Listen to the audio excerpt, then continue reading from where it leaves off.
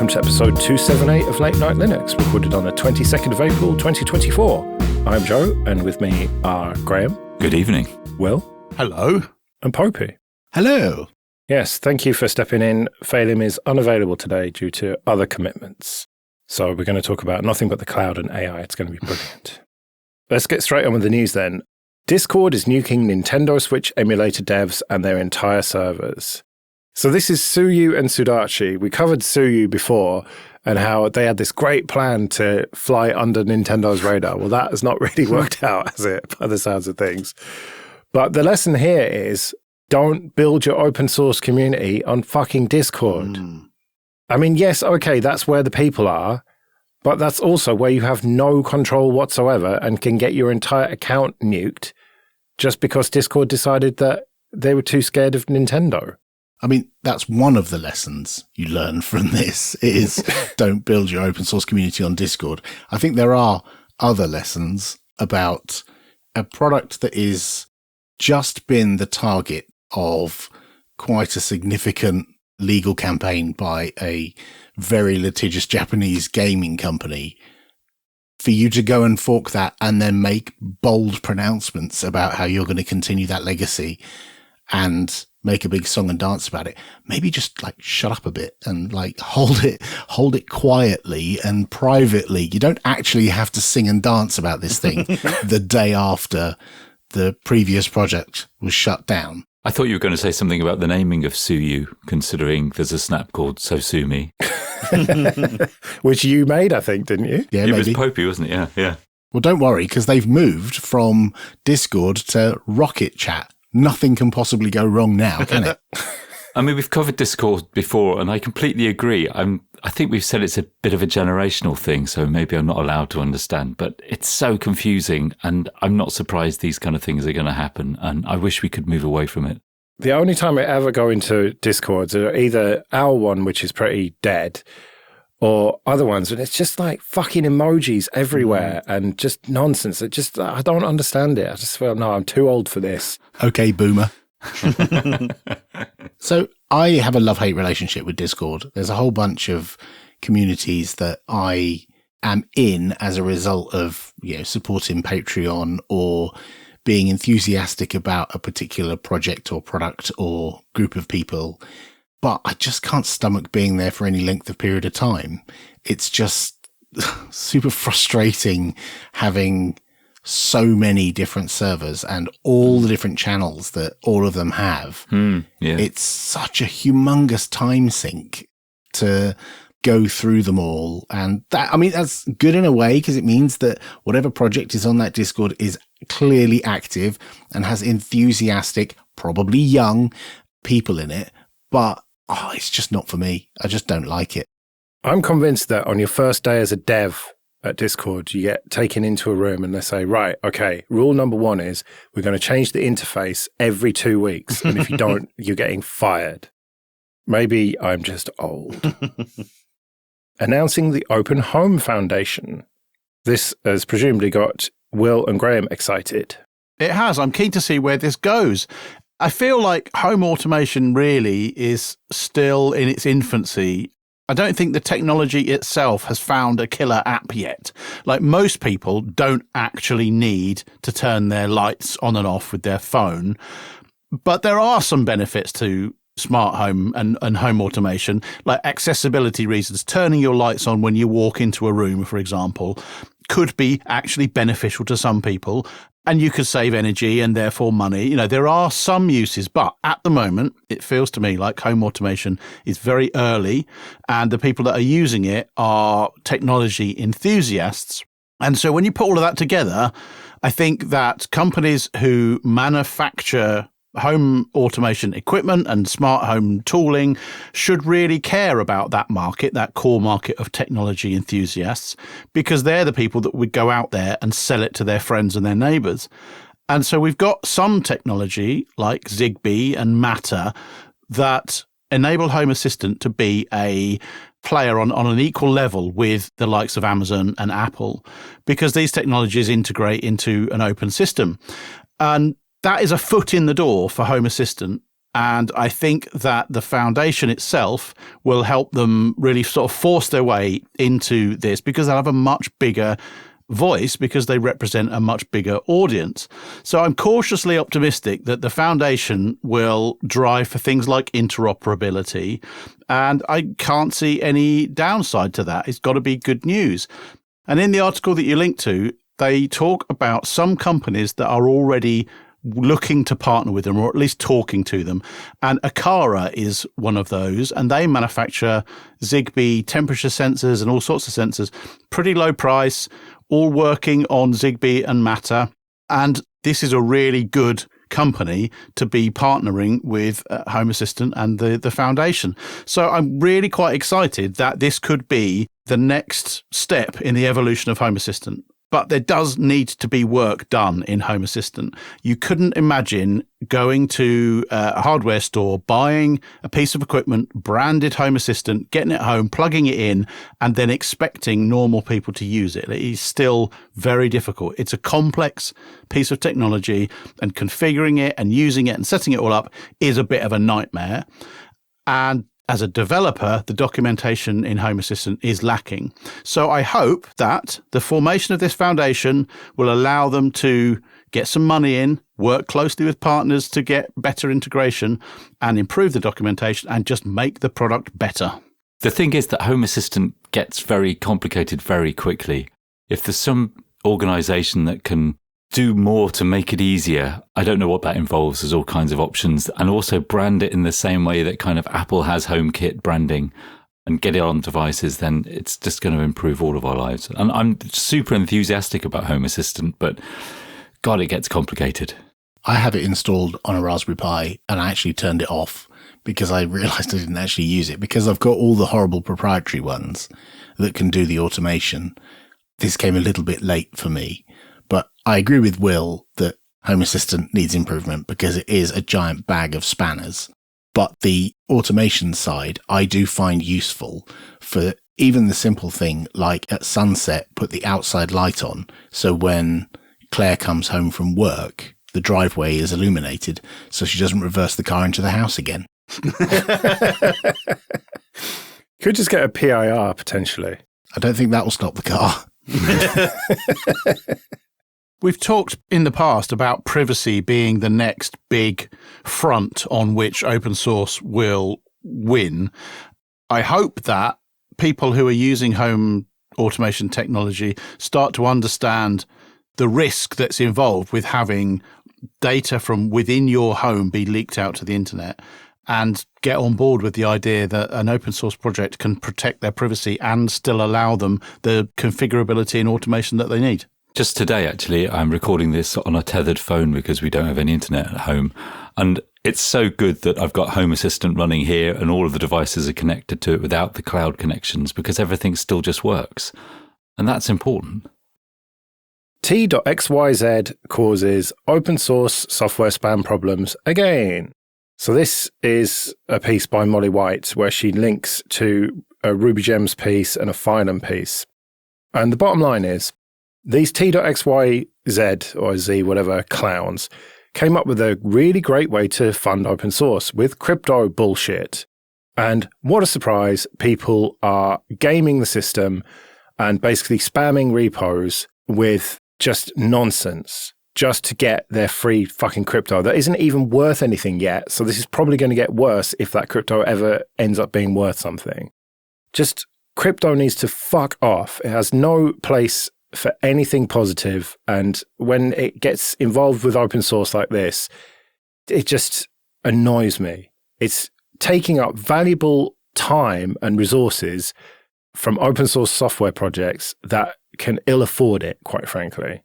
And these crypto word I can't say should be ashamed of themselves.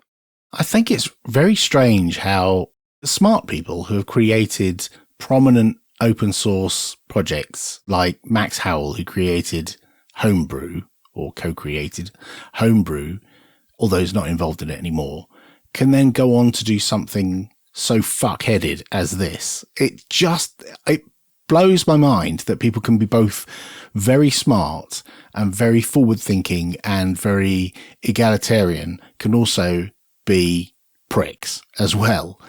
I find the juxtaposition of these two states of mind that these people have puzzling. Is it the cult of crypto, maybe? They get sucked into it.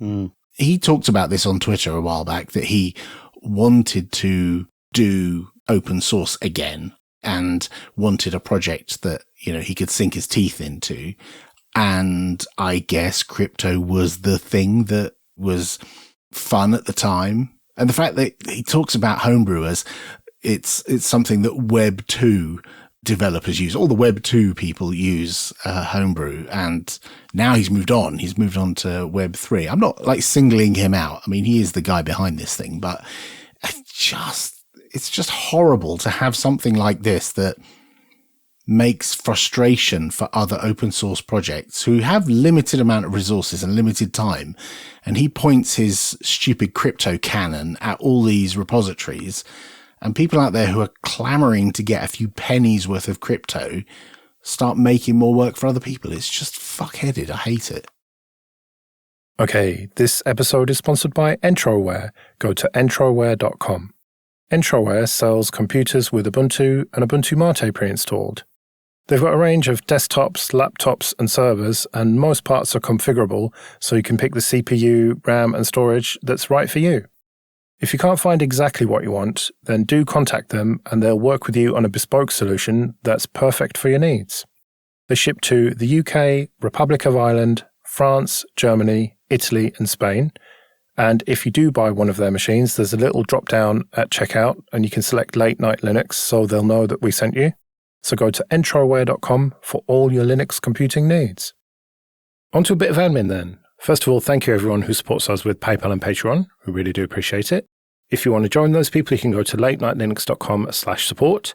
And remember that for various amounts on Patreon, you can get an advert-free RSS feed of either just this show or all the shows in the Late Night Linux family, including Linux Matters, where you'll hear more of Popey.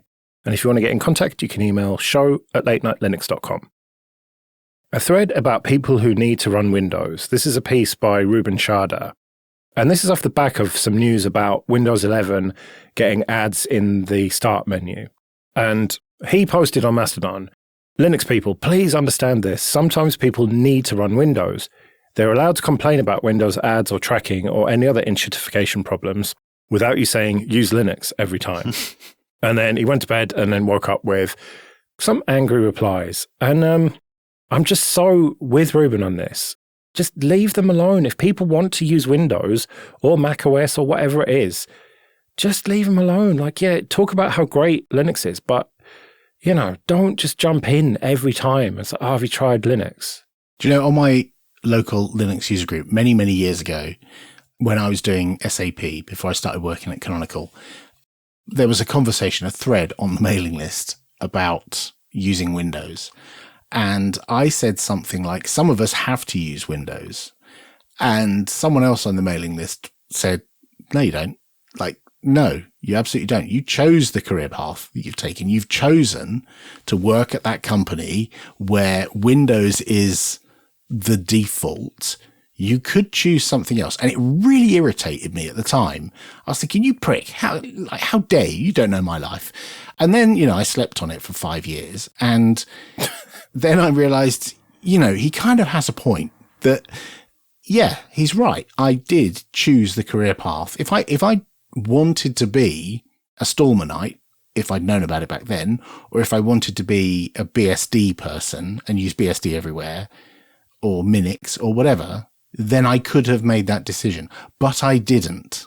Where I am in my life is a result of the choices I've made in the past.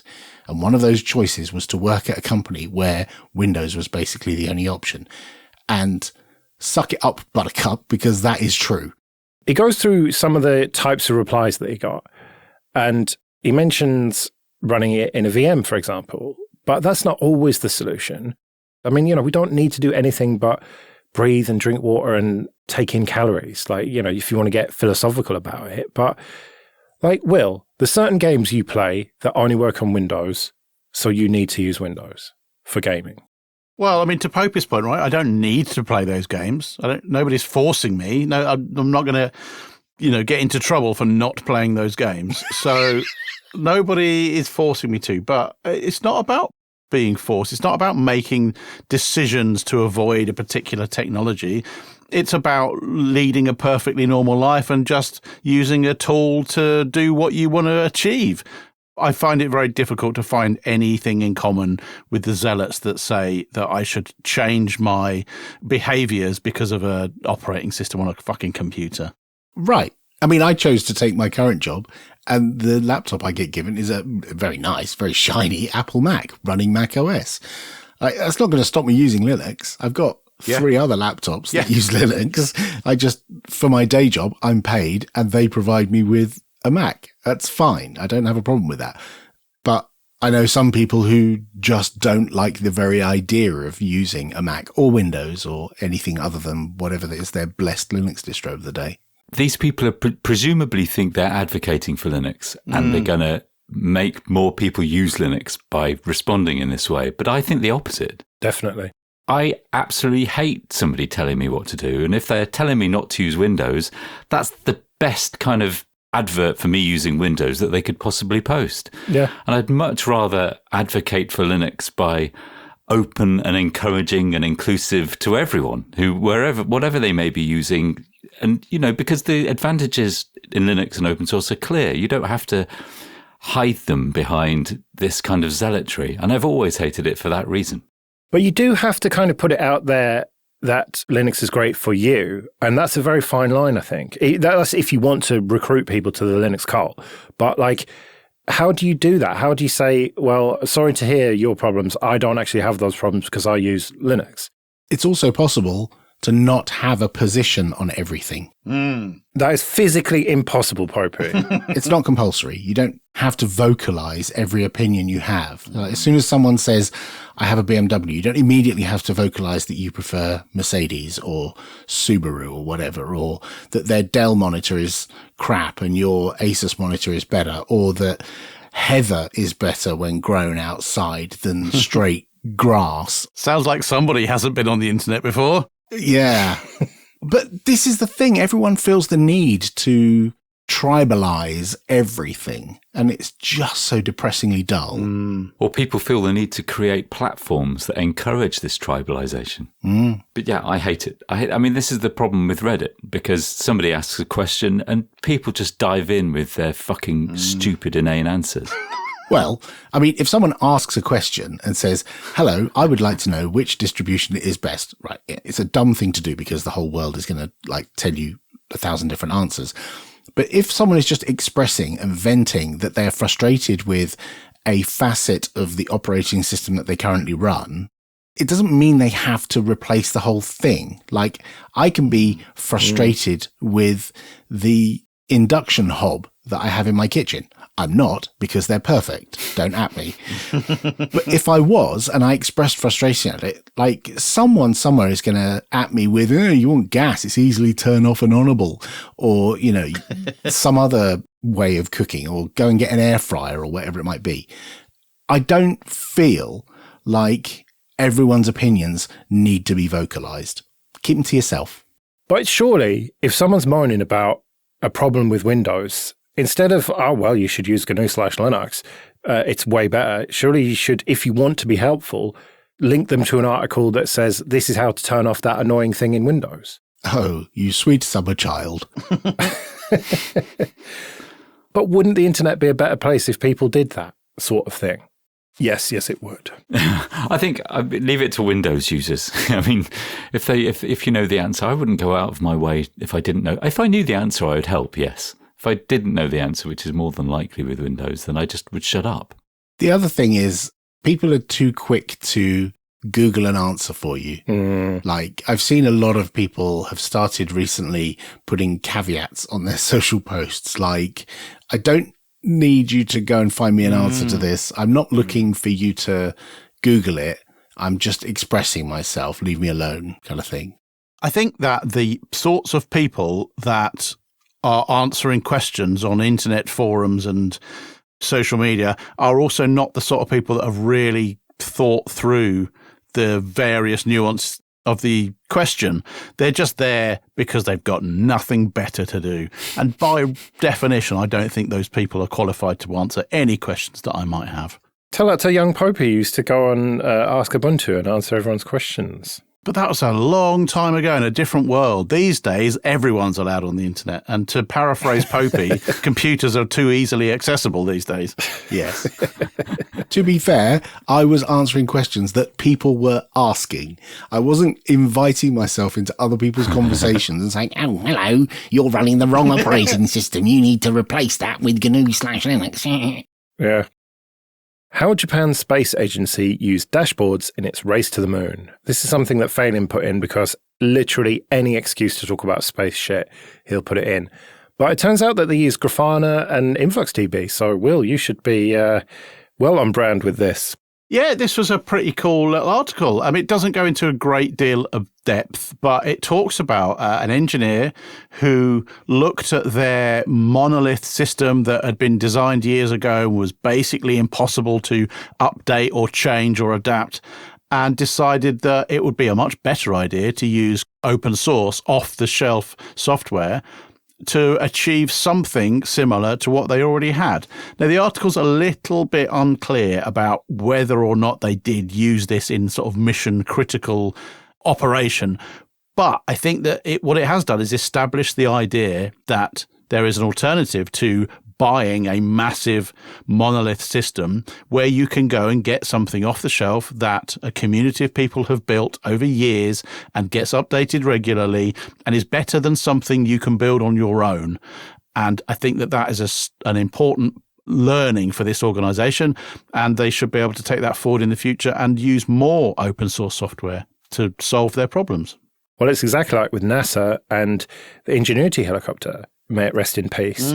It's a case of the wheels of bureaucracy in these government organizations turning very slowly, and they're just about catching on to the open source craze about 20 years too late, but better late than never, I think. I thought it was interesting, having a little bit of experience of InfluxDB, I thought it was interesting that they wrote their own module in Python and then transferred the data from there into InfluxDB. I don't know if that was an infrastructure thing or maybe the volume of data that was coming in, or there was some other limitation that meant that they couldn't just pipe the data directly into Influx. Because I know you can get data into Influx in pretty much any format, but they had to do something in Python first that would collect that data and then send it in. But I find it delightful to see InfluxDB. InfluxDB is a sleeper product. It's just there underneath the covers of so many little things on the internet, and big things as well, like this. I think it's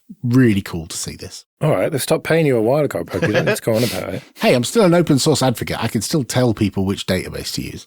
Incidentally, did you see that Ingenuity sent its last images last week? Yeah. And that's the end of the project, except for it's going to take an image a day for as long as it can, for years possibly, but we can only retrieve it by going back to the helicopter. There was another story this week about a new flying robot that's going to go to Titan, I think. No word that I could see on whether it's going to run Linux or not, but there is going to be another helicopter. This one I think was like a quad or 6 rotor thing, and it's going to fly around looking for life on, I think it was Titan. So I guess we'll hear more about that in the coming months, but potentially another Linux box out in space. Right, well, we better get out of here then. Thank you very much for joining us, Popey. It's been great. It has. And hopefully you'll join us next week. If I have time. We'll be back next week then with probably Voice of the Masses and maybe some discoveries. But until then, I've been Joe. I've been Graham. I've been Will. And I've been Alan. See you later.